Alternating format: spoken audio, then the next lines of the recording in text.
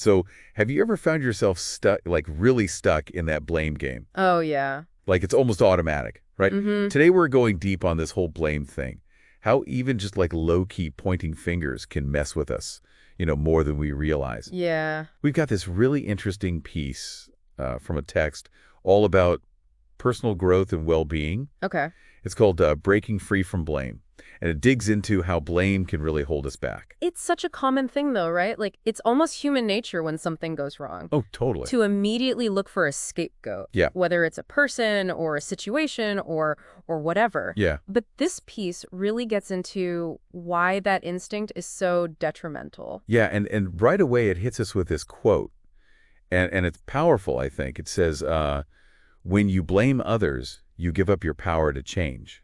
It's like, whoa, how often do we actually think about blame in those terms? Right, because it's subtle, but it's like it's the root of the whole problem. Yeah, When we blame Pac, we're basically saying, I have no power here. right. And that feeds into this, psychology of victimhood, which, all the research shows can become a self-fulfilling prophecy. So you're saying it's not just, a feeling, a fleeting feeling. It like actually can impact how we act, how we behave going forward. Exactly. Oh. It's almost like, what do they call that? Learned helplessness. Yeah. The more we blame outside forces, the less we believe that we can actually create change ourselves. Right. Which, makes that quote about blame and power even more interesting. Because it really is, it's not about who's at fault, but about who has the power to make things better. Right. Okay, so how does that play out in real life? I mean, can you give me like an example? Oh, sure. Imagine, you're someone who's constantly blaming your boss for why you haven't gotten a promotion or a raise or, something like that. What happens is you start feeling resentful. You might start putting in less effort, and you might even miss opportunities to actually improve your skills or to network or to do things that could actually change your situation. Right. And that's all because you've decided that your boss is in control of your career. Wow, that's powerful. This piece also calls blame emotional poison. Is that Yeah. is that connected at all to this loss of control we're talking about? Oh, absolutely. I think they even use the analogy in the text of like holding on to blame is like holding on to a hot coal.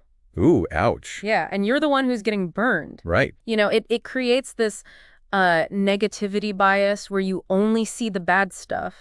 And it fuels, anger, resentment, anxiety. It even has a real impact on your brain chemistry. So not only are we stuck feeling like we can't change anything, we're also like just stewing in all these negative emotions. Exactly. Yeah. And, this impacts our relationships too. Right. Yeah, I was just thinking about that. Think about it. Like, how open would you be to someone who's always blaming you for things? Not very. Not very open. Right. To be like, back off. Yeah, exactly. Exactly. Yeah. It creates this wall between you and that person. Right. And it erodes trust and real authentic connection, empathy, forgiveness. All those things become almost impossible when blame is in the driver's seat.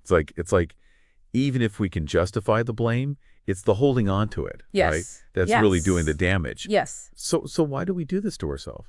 I mean, the source talks about the psychology of blame.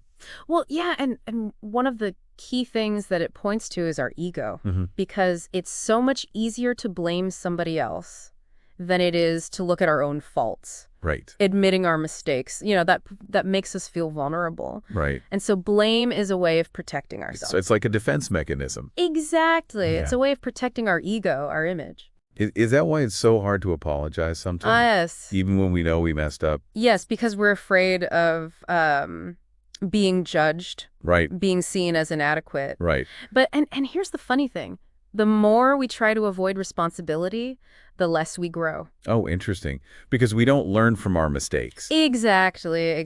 We don't learn from our mistakes. We don't, get to benefit from the lessons that are inherent in every experience. And this text really emphasizes that blame keeps us stuck in this loop of just doing the same thing over and over again instead of learning and growing and becoming more resilient. Right. And the source really doesn't sugarcoat the long-term consequences of all of this. Oh, no, not at all. It makes it very clear. Yeah, over time, blame leads to chronic stress, anxiety. It can even lead to depression. And there's even a connection to damage to physical health as well. Wow. It's this kind of sneaky cycle where every negative consequence just feeds back into the others.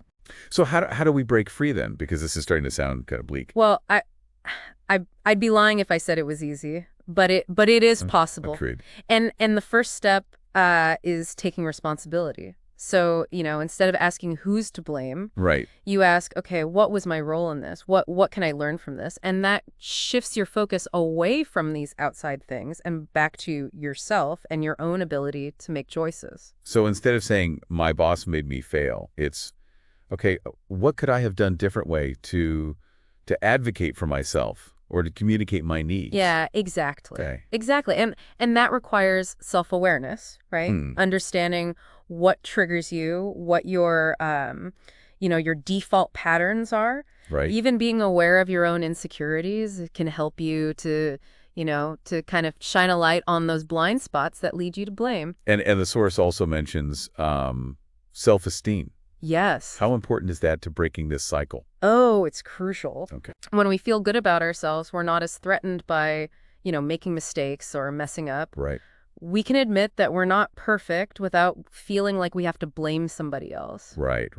It's about building up that resilience. So we've got taking responsibility, we've got self-awareness, we've got building self-esteem. What else? Yeah, what else is there? Well, the last thing is probably the hardest, Okay. but it's also, I think, the most freeing. Okay. And that's vulnerability. It's being willing to say, hey, you know what? I messed up. I'm sorry. And being able to have those sometimes really difficult conversations with honesty and compassion, Right. both with yourself and with other people. That's a lot, honestly. It is. It's a lot of work. But, after this deep dive, I'm feeling more hopeful. Me too. I don't know why. And I think that's kind of the point, isn't it? That blame keeps us stuck, but understanding how it works gives us the power to choose something different. Right. It really puts the power back in our hands. Yes. Yeah. That's amazing. So if blame steals our power, what is possible? What could we do? What could we achieve if we reclaim that power? That's something to think about. It is. That's a big question. Thanks for joining us for this deep dive. And remember, breaking free from blame, it's a journey, not a destination. That's a good way to put it, yeah. We'll be back next time with another deep dive. See you then.